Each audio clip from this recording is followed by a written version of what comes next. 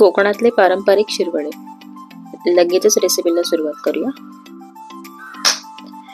तर शिरवळ्यांसाठी मी ते घेते बरोबर 1 कप चाळून घेतलेली तांदळाची पिठी. पिठी आधी चाळून घ्यायची आणि मग त्याचं वाटीने असं दाबून प्रमाण घ्यायचं, म्हणजे प्रमाण अगदी व्यवस्थित येतं.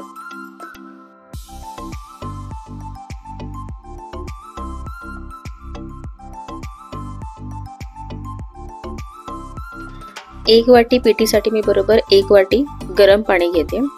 पाण्याला जेव्हा उकळी यायला स्टार्ट होते तेव्हा गॅस बंद करून ते पाणी घ्यायचं.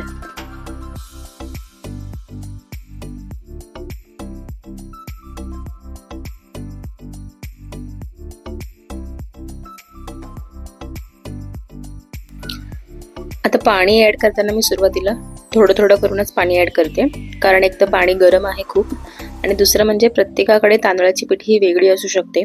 तांदळातला चिकटपणा हा वेगळा असू शकतो आणि त्यामुळे आपल्याला जशी हवी आहे कन्सिस्टन्सी तशी होणार नाही, म्हणून अंदाज घेत घेत पाणी ऍड करायचं.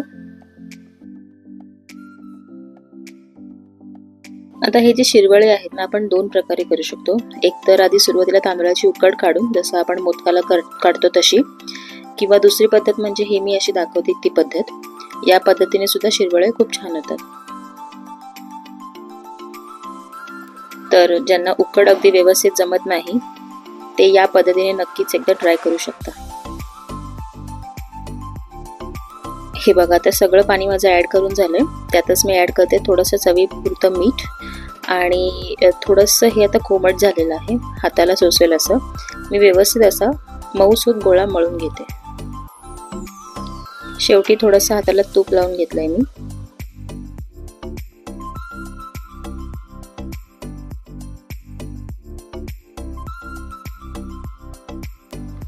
तर अशा प्रकारे मऊसूत असं पीठ मळून झालेलं आहे, बघू शकता एकदम सॉफ्ट आहे. शिरवळ्यांसाठी मी बारीक शेवाचा साचा घेते, आणि आपण चकली जे करतो त्यातच शिरवळे सुद्धा होतात. तर असं बारीक लांब गोळा मी त्या साच्यात भरून घेतलाय, आणि डिरेक्टली केळीच्या पानावर किंवा हळदीच्या पानावर सुद्धा केली तरी चालतात. माझ्याकडे सध्या नाही आहे, त्यामुळे मी इडलीच्या पात्रातच करून घेते. सुरुवातीला आधी इडलीचं पात्र तुपाने ग्रीस करून घेते, आणि अशा प्रकारे अशी गोल गोल शिरवळे मी घालून घेते.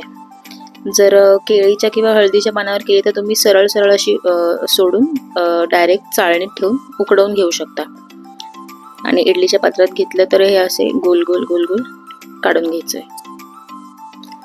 आता हे 15 ते 20 मिनिटं चांगलं वाफवून घ्यायचंय, आणि तोपर्यंत करायची नारळाची गुळवणी शिरवळ्यांसोबत खाण्यासाठी.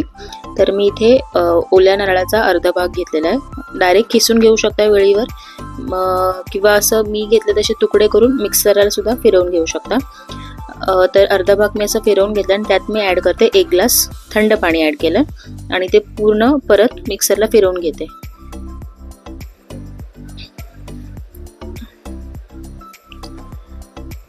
हे बघा, एकदम स्मूथ स्लरी फॉर्म झालं. आता हे एका पातळ अशा रुमालातून गाळून घ्यायचं, म्हणजे नारळाचं दूध मिळेल.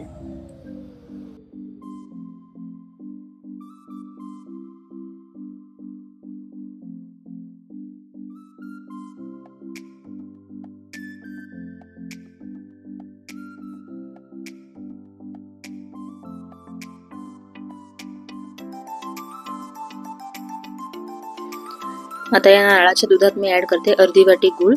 गूळ तुमच्या गोडीनुसार तुम्ही कमी जास्त केलं तरीही चालेल. गूळ चांगला विरघळून घ्यायचा आहे.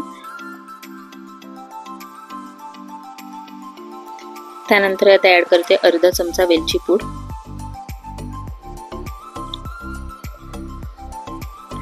त्यानंतर अर्धा चमचा जिरे पावडर, आणि थोडंसं मीठ. जास्त मीठ ॲड नाही करायचं, अगदी थोडंसं, आणि थोडंसं जायफळ किसून घेते. आणि हे चांगलं मिश्रण गूळ विरघळेपर्यंत हलवत राहायचं, किंवा हलकंसं तुम्ही कोमट करून घेऊ शकता. गूळ विरघळला की गॅस बंद करायचा. आता इथे नारळाची गुळवणी सुद्धा तयार झालेली आहे, आणि शिरवळ्याला सुद्धा 15 ते 20 मिनिटं होत आलेली आहेत. ती सुद्धा चांगली वाफवलेली आहेत. आता हे सगळं मी काढून घेते. आता तूप लावल्यामुळे बघा किती इझिली निघतंय बाहेर.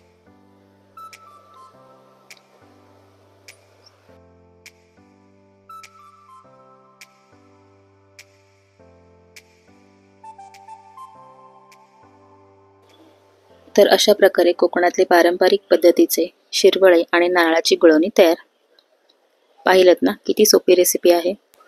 तर तुम्ही सुद्धा एकदा तरी जरूर ट्राय करा आणि कशी झाली ते कमेंट बॉक्समध्ये मला नक्की कळवा. आणि रेसिपी आवडली असेल तर चॅनलला सबस्क्राईब करा. Thank you so much for watching.